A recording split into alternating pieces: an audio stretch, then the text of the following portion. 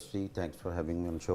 सबसे पहली बात, जो आपकी नेचुरल डाइट है ना, उसका कुछ भी अल्टरनेट नहीं है। जो अल्लाह पाक ने आपकी बॉडी के लिए चीज़ बनाई है, 3 बेसिक एनर्जी सोर्सेज हैं आपके लिए। एक प्रोटीन है, कार्बोहाइड्रेट्स है और फैट्स है। तीनों चीज़ें आपके लिए नेसेसरी हैं। यहाँ पे डाइट का मतलब लिया जाता है कि भूखा रहना, हालांकि डाइट का मतलब ही खाना है। आपने क्लीन खाना है, हेल्दी खाना है।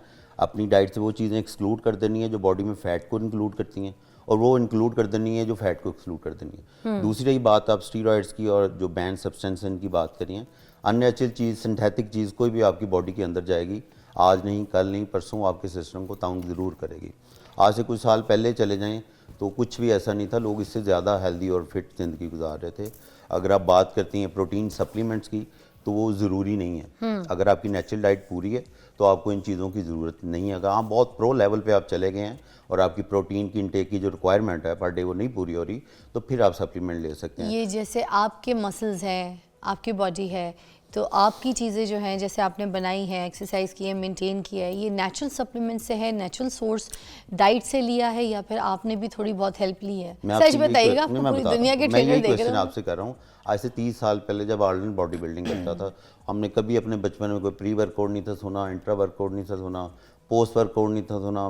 प्रोटीन की इतनी टाइप्स आ गई, कैसीन आ गई, हार्ड कोर आ गई, आपकी वे आ गई, वे आइसोलेट आ गई, वे कंसनट्रेट आ गई, कुछ भी नहीं था सुना। बट बॉडी बिल्डिंग तब भी होती थी, एक लग्जरी है। जैसे आप प्री वर्कआउट लेते हैं तो उसमें आपको क्या मिलती है, हाई डोज ऑफ कैफीन मिलती है। कैफीन क्या है, वो स्पोर्ट्स वर्ल्ड में डिस्कवर होने वाला बेस्ट इंग्रेडिएंट है, जो आपके सीएनएस को एक्टिवेट करता है, सेंट्रल नर्व सिस्टम को। आप फोकस हो जाते हैं। जो आप एनर्जी ड्रिंक पी के भी फील करते हैं कि आप एनर्जी आ गई, बट वो एनर्जी नहीं आती। आपका सीएनएस जो थका हुआ होता है वो उसको शार्प कर देता है, वेक कर देता है। तो उसके नुकसानात हैं, शदीद नुकसान आता है। तो आपने मेरे सवाल का जवाब नहीं दिया। जी कि आपने जो अपनी बॉडी बनाई है, इसमें स्टीरॉइड्स, इसमें बूस्टर्स, इसमें कोई ऐसी मेडिकेशंस, इसमें कोई ऐसी दवाइयाँ, और साथ इसमें कोई ऐसे सप्लीमेंट एक और चीज़ है, स्टीरॉइड एक और ऐसे कोई प्रोटीन सप्लीमेंट यूज करते हैं, सब करते हैं। डॉक्टर नहीं आपको मल्टीविटामिन देता है तो वो भी सप्लीमेंट। यही मैं आपसे जानना चाह रही हूँ। देखिए, डॉक्टर भी आपको हमने मल्टीविटामिन वो देता बताना है जो आप खा सकते हैं और आप खाते हैं, हमने लोगों को भी फिर उसी चीज़ को रेकमेंड करना है। हम कोई ऐसी चीज़ नहीं बताना चाहते जो आप खुद नहीं कर रहे हो और हम कहें नहीं यार तू कर ले यार। बिल्कुल ऐसे ही है। मैं वही आपसे अर्ज कर रहा हूँ कि सप्लीमेंट जो है वो बैन चीज़ नहीं है। अच्छा, बैन चीज़ जो स्टीरॉइड्स हैं वो हार्मफुल हैं। तो आप जैसी बॉडी बनाने के लिए कुछ सप्लीमेंट्स ले सकते हैं हम? अगर आप चाहते हैं तो ले सकते हैं, नहीं चाहते तो ज़रूरत नहीं है। आपने ली थी? जी मैंने ली। अच्छा, उसमें आपने ये जो प्रोटीन शेक्स होते हैं इसका इस्तेमाल किया? ये कोई ख़राब तो नहीं होते बॉडी अगर के असली लिए? हो तो बिल्कुल नहीं ख़राब होते। अच्छे ब्रांड्स के लिए जी, अगर उनमें स्टीरॉइड ऐड करके डाले जाते हैं, कुछ टैबलेट्स ऐसी ऐड की जाती हैं अच्छा, जो कि आपकी बॉडी में वाटर रिटेंशन करती हैं। अच्छा, जैसे वेट गेनर्स हाँ, बहुत ज़्यादा सस्ते पैम्पर्स वाली शॉप पे डब्बे पड़े होते हैं 1000 रुपए के, अच्छा, जो यूएसए में 35,000 का पड़ता है कंपनी को, हाँ, और यहाँ पे वो 1000 रुपए का मिल रहा होता है। वो इसी तरह ना वो टैबलेट्स वगैरह ऐड करते हैं उसमें, तो उसका काम है वाटर रिटेंशन करना बॉडी अच्छा, में। वो बच्चे खाते हैं तो वाटर रिटेंशन होती है, वेट बढ़ना शुरू हो जाता है। उन्हें लगता है जी सप्लीमेंट बहुत काम का, 1000 रुपये में इतना अच्छा मिल गया, तो इन द लॉन्ग रन वो आपके किडनीज को जो है वो डैमेज करता है। ओए होए होए। अच्छा देखिए, मुझे ना आज आप वो चीज़ें बता दें पहले जो बिल्कुल नेचुरल तरीके से कोई भाई अब जैसी ऐसी मसल्स गेन कर सके, बॉडी बना सके, ज़रा स्टाइलिश हो सके, ये कोई नेचुरल तरीका बता दें। मैं आपको बताता हूँ, जो एक हेल्दी डाइट प्लान है ना, लाइक आपकी एक प्याली है ना, प्लेट है, तो उसके 4 पोर्शन करें। एक पोर्शन आपका कार्बोहाइड्रेट्स का होना चाहिए, अच्छा, जिसमें रोटी चावल जितनी वजनास हैं वो आपके कार्बोहाइड्रेट्स में आती है। ठीक है। एक पोर्शन आपका प्रोटीन का होना चाहिए, जिसमें चिकन हो गया, मटन हो गया, फिश हो गया, बीफ हो गया। कोशिश करें वाइट प्रोटीन लें। वाइट प्रोटीन से मुराद ये है कि चिकन ब्रेस्ट वाइट कलर की होती है, फिश वाइट है, एग वाइट्स हैं, ये फैट फ्री होती हैं, कोलेस्ट्रॉल इनमें कम होता है और फैट की जो रेशियो है वो बहुत कम होती है। जो रेड मीट जितना है ना वो कैलोरीज में बहुत ज़्यादा होगा, अदर इंग्रेडिएंट्स होंगे, कोई आपका कोलेस्ट्रॉल बढ़ा देगा अगर बहुत ज़्यादा खाएंगे, यूरिक एसिड आपका बढ़ जाएगा। तो अब लीन की तरफ रहे। तो मटन, बीफ थोड़ा ऑन ऑफ ले सकते हैं आप। अच्छा, तीनों टाइम दबा के अगर आप डेली खाएंगे तो कुछ अर्से बाद आपका जो सिस्टम और डिस्टर्ब होना शुरू हो तो ये जो पहलवान होते हैं अखाड़े पे, वो तो पूरा का पूरा बकरा खा जाते हैं। वो पहलवानी भी करते हैं ना। हाँ, हम लोगों ने बैठ के ऑफिस में बैठे रहना है, गाड़ी में बैठे हैं उधर खा रहे हैं, रात बैठे हैं तो उधर खा रहे हैं।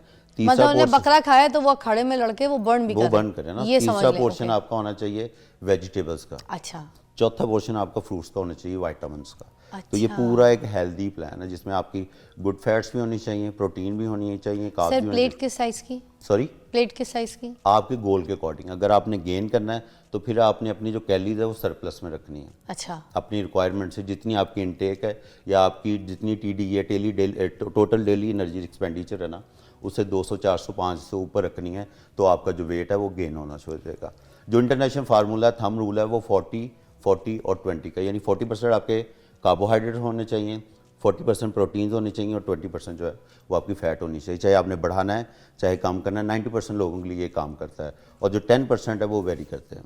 अच्छा, हम आपसे ना नवाज साहब इस ब्रेक के बाद ये ज़रूर पूछेंगे, ये जो मसल गेन का टेक्निक लोगों को नहीं पता, ये भी नहीं पता कि मसल बिल्ड क्यों किया जाता है। कुछ लोगों को लगता है कि सिर्फ मोटापे के लिए मसल गेन करना है, और ना ये कितना ज़रूरी है लड़की और लड़के के लिए? लड़कियों के लिए लड़कों से भी ज़्यादा ज़रूरी है। अच्छा। उसकी रीज़न ये है कि उनके अंदर मसल बिल्ड हो नहीं सकता उस तरह। हमारी ख़वातीन में ये बहुत परसेप्शन पाई जाती है कि हम जिम नहीं जाएंगी, वेट ट्रेनिंग करेंगे, हम लड़कों की तरह ब्रॉड हो जाएंगे। हाँ। तो कभी भी ऐसा पॉसिबल नहीं है, क्योंकि जो मेन हार्मोन है ना, वो टेस्टोस्टेरोन होता है, जो डिक्टेट करता है आपकी मसल बिल्डिंग को। आप ब्रॉड होते हैं, मसल्स बनाते हैं।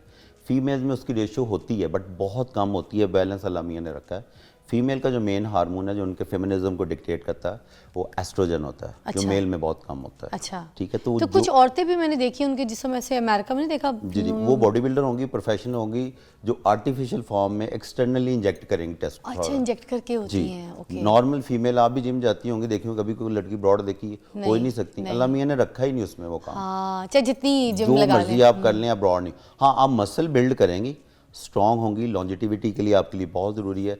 अब आप देखें आखिरी उम्र के आप 40 साल के बाद, आप चाहे मेल हैं या फीमेल हैं, आपकी बॉडी एनुअली 1% मसल लॉस शुरू कर देती है। अच्छा। जिसको हम सैक्रोपिनिया बोलते हैं। ठीक है। उसको बचाने का दुनिया में वाह तरीका रेजिस्टेंस ट्रेनिंग है। हाँ। रेजिस्टेंस ट्रेनिंग से मुराद आपकी वेट ट्रेनिंग है। वेट डजेंट मीन कि आपने बहुत हैवी वेट्स उठाने हैं। अगर आपकी कैपेसिटी 5 किलो की है वो आपके लिए इनफ है।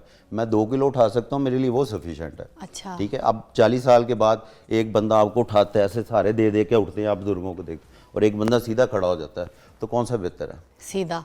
क्वालिटी ऑफ लाइफ पे जाएं, क्वांटिटी ऑफ लाइफ पे ना जाएं। मतलब हॉस्पिटल में आप जाके देखें 60-60 70 साल के बुजुर्ग पड़े हैं, कोई बेचारा इधर से बीमार है, किसी का कोई फ्रैक्चर है, जिंदा हैं बट क्वालिटी ऑफ लाइफ नहीं है उनकी। तो ये आपका फैसला है कि आपने क्वालिटी पे जाना है या क्वांटिटी पे जाना है। अब लोग कहते हैं सांस तो उतने ही हैं जितने लिखे हैं, तो भाई अच्छे से ले लो। अच्छे से ले लो ना, अस्पतालों में पड़े हुए बीमार, दवाइयों का खर्चा जितना कमाया है वो आखिरी वक्त में अपने ऊपर ही लगा के जाते हैं अस्पतालों में और तकलीफ में। बिल्कुल, रेजिस्टेंस ट्रेनिंग का फ़ायदा मसल बिल्डिंग का तो है ही है।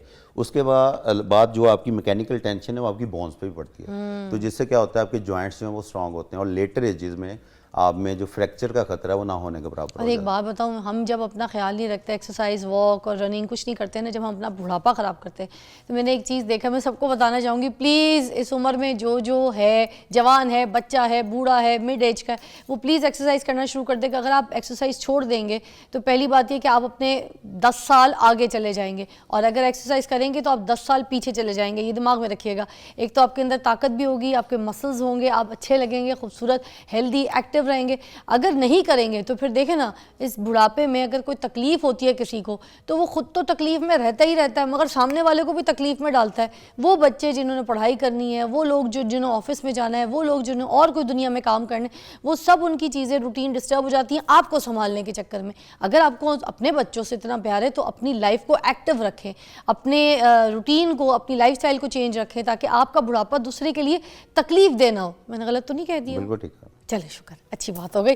अच्छा, मुझे एक और चीज़ बताइएगा, ये जो ट्रेनिंग है हम जो जाके लेते हैं, स्पेशली जिम्स वगैरह में जाते हैं, ये हमारे लिए इतना इंपॉर्टेंट क्यों? हम मैथ्स पढ़ते हैं, हमारी ज़िंदगी में आगे कहीं हमारे लिए मैथमेटिक काम तो नहीं आता, मगर फिर ये जो हम जिम करते हैं ये हमारे लिए किस तरीके से ज़रूरी बन गया है लाइफ के लिए? बहुत अच्छा आपने क्वेश्चन किया है। जिम जाके कोई भी ऐसी मूवमेंट नहीं है जो आप अपनी रूटीन लाइफ में नहीं करते, पैदा होने से लेकर मरने तक। अब जिम में क्या प्रेसेस लगाते हैं, उसमें क्या करते हैं, वेट को आप बॉडी से अवे करते हैं, पुश करते हैं। तो आम लाइफ में क्या आप दरवाज़ा खोल के पुश नहीं करते, किसी चीज़ को धक्का नहीं लगाते। फिर दूसरी मूवमेंट्स होती है जिसमें आप वेट को पुल करते हैं, खींच के पास लाते हैं। तो सेम दरवाज़ा भी आप खोलते हैं, किसी चीज़ को खींचते भी हैं। घर में आप बैठते नहीं हैं, वॉशरूम में नहीं बैठते, चेयर पे नहीं बैठते, बेंच पे नहीं बैठते, तो जिम में आप स्क्वाट्स करते हैं। फिर आप सीढ़ियाँ नहीं चढ़ते, तो जिम में आप लंजेस करते हैं। पीछे से आपको कोई आवाज़ दे तो आप मुड़ के देखते हैं। तो जिम में आप बहुत सारी रोटेशन मूवमेंट्स होती हैं जो आप करते हैं। वाह, फिर आप पैदा होने से लेकर मरने तक अगर आप सेहत आदमी हैं तो चलते हैं आप एक जगह से चल के दूसरी जगह, इसको लोकोमोशन बोलते हैं।